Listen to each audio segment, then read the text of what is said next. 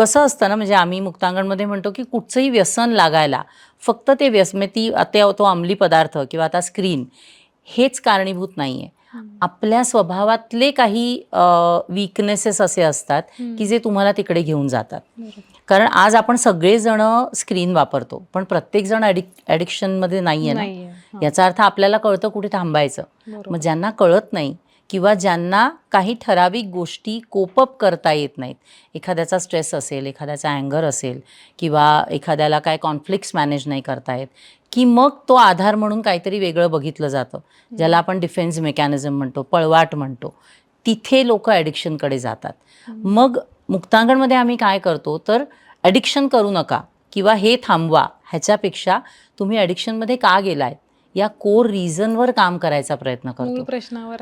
मग तिथे तुम्ही काम केलं ना आणि एकदा मला कळलं की मला माझे प्रॉब्लेम्स कसे डील करायचे, की मला पळवाट नाही लागत.